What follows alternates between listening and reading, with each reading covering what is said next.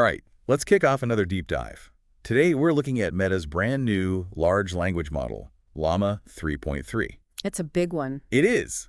But that's not even the most interesting part. It's actually going head-to-head with its much larger sibling, the 405B Llama 3.1. Yeah, the performance is surprisingly similar. We've got all the details, tech specs, performance comparisons, usage guidelines, the whole 9 yards, ready to dive in. Let's do it. Awesome.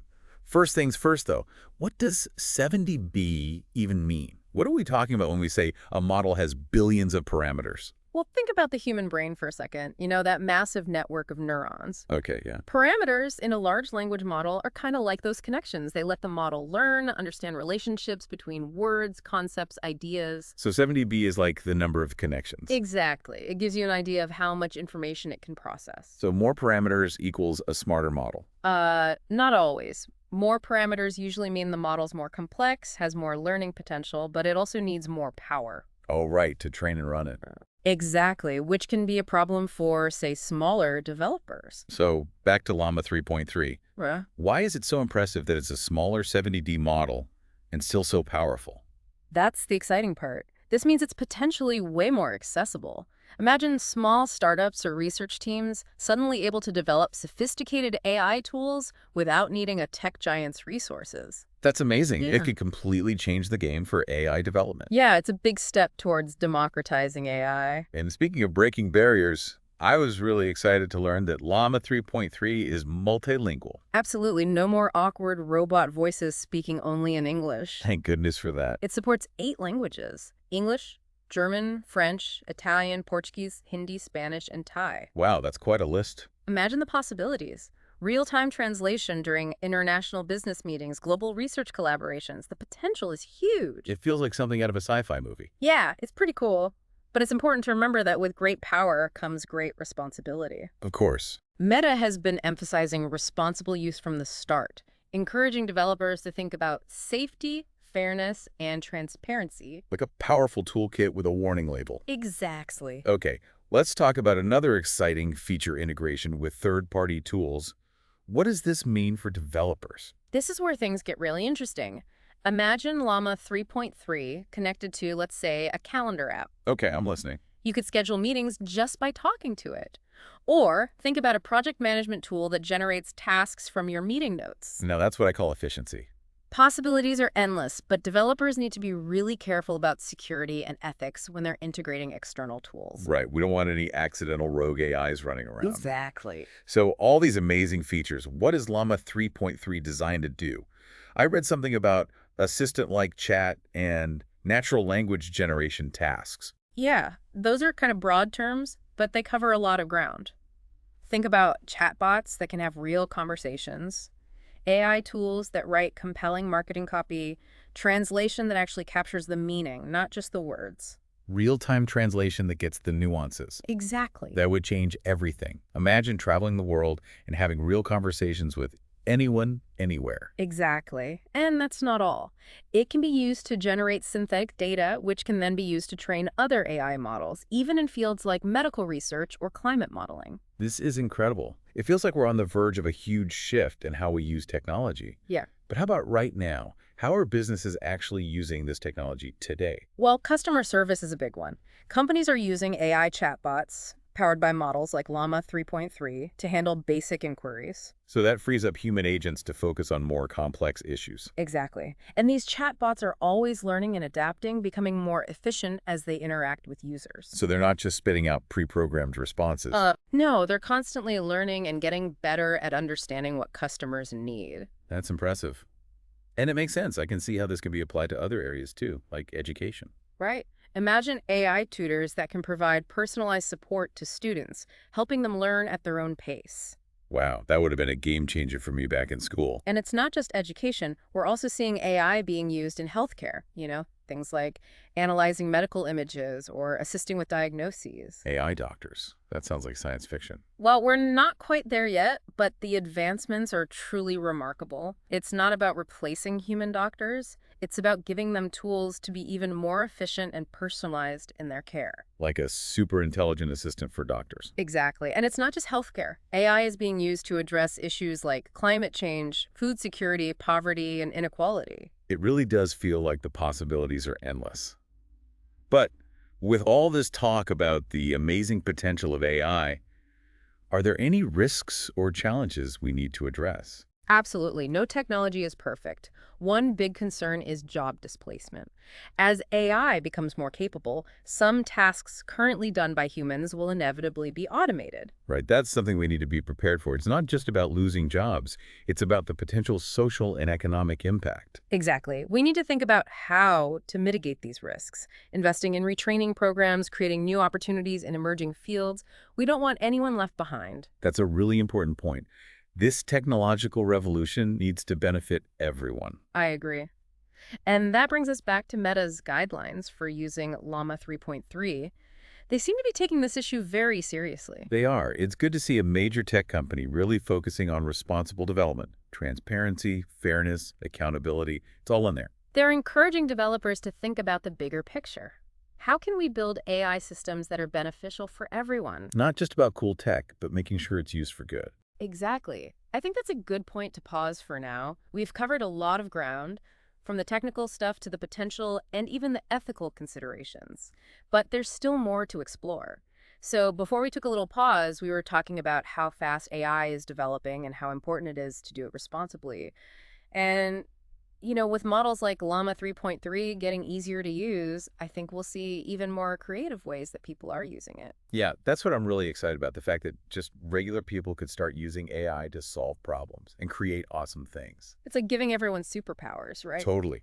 But we also have to remember the whole with great power comes great responsibility thing. Oh, absolutely. We can't forget about the potential impact, good and bad, that AI can have on society. We have to make sure these powerful tools are used to help everyone, not just a select few. Well said. Now, I'm really curious about some specific applications where Llama 3.3 could really shine. Where can this technology make a difference? Well, one area that I'm really excited about is personalized learning.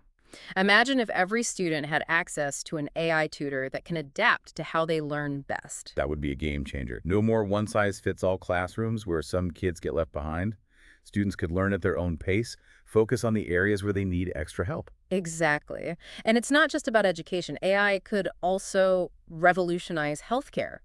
Personalized diagnoses, treatment plans based on a patient's genes and medical history. Okay, now you're talking AI doctors that actually understand my individual needs and quirks. Sign me up. But how realistic is that? Are we talking sci-fi here or something that could happen soon? We might not have AI doctors walking around hospitals just yet, but the progress we're making is unbelievable. We're already using AI to do things like analyze medical images, help with diagnoses, even come up with new treatment plans. It's not about replacing doctors, it's more about making them even better. So it's like having a super smart assistant for doctors. Yeah, exactly. And the potential benefits go way beyond healthcare.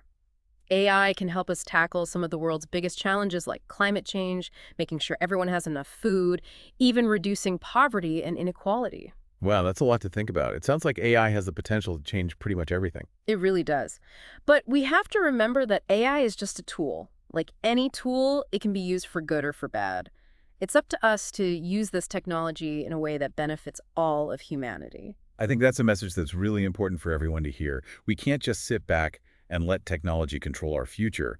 We have to be active in shaping it and making sure AI is used for good. Absolutely. It's a really exciting and challenging time to be alive. And I believe that if we plan carefully and think things through, we can use the power of AI to create a better future for everyone. Now let's dig a little deeper into some of the challenges and opportunities that come with AI developing so quickly. What are some of the key things we should be thinking about as individuals, as a society, as a whole planet? One of the biggest concerns is that jobs might disappear. As AI systems become more advanced, they'll probably start doing tasks that humans are doing now. This could lead to a lot of job losses, which could affect the whole economy. Yeah, that's something I've been hearing more and more about. It seems like with AI getting better, it's becoming a reality. So what can we do to prepare for this shift in the workforce? It's a tough question, but I think one of the most important things is to invest in education and retraining programs. We need to give people the skills to thrive in a future where AI is everywhere. We should focus on skills that are uniquely human, like creativity, critical thinking, and problem solving. That makes sense. Yeah. We have to help people adapt to these changes in the job market and make sure everyone has a chance to succeed. Are there any other challenges we need to be aware of? Another big concern is bias and discrimination in AI systems. These systems learn from huge amounts of data, and if that data reflects existing biases in society, those biases will be passed on to the AI. This could lead to unfair outcomes in things like hiring, lending, and even the justice system. It's like that old saying, garbage in, garbage out. If we train AI on biased data, the results will be biased. How can we fix this? It's a complicated problem that needs a multi-pronged approach. We need to be much more careful about the data we use to train AI, making sure it's diverse and represents everyone. We also need to come up with ways to identify and reduce bias in the AI algorithms themselves. And finally, we need clear ethical guidelines and regulations for developing and using AI systems. So it sounds like we need both technical solutions and a change in how we think about these issues. We need to make sure AI is fair and treats everyone equally. Exactly. It's not just about the tech, it's about the values we build into it and how we choose to use it. We have to approach AI with a sense of responsibility and a commitment to creating a better future for everyone. You're right. Now, let's talk about some of the positive things about AI. What are some areas where you're excited about AI making a positive impact? One area that really inspires me is how AI can help people with disabilities. We're already seeing some amazing things, like prosthetic limbs that use AI to learn and adapt to the user's movements, and voice assistants that let people with mobility issues control their environment with just their voice. That's incredible. It's great to see technology being used to make life better for people with disabilities, to help them live more independently and do the things they want to do. Absolutely. And it goes beyond assistive technology. AI can help create more inclusive and accessible learning environments for students with disabilities, personalize healthcare for people with complex medical needs, and even break down communication barriers for people with a variety of disabilities. Wow, that's amazing. It sounds like AI can really level the playing field and make the world a more inclusive place for everyone. Exactly. And it's not just about accessibility. AI also has the potential to revolutionize industries like manufacturing, transportation, and energy production, making them more efficient, sustainable, and safer. So it's about finding the right balance between innovation and responsibility, pushing the boundaries of what's possible while making sure everyone benefits. It's definitely a tough task.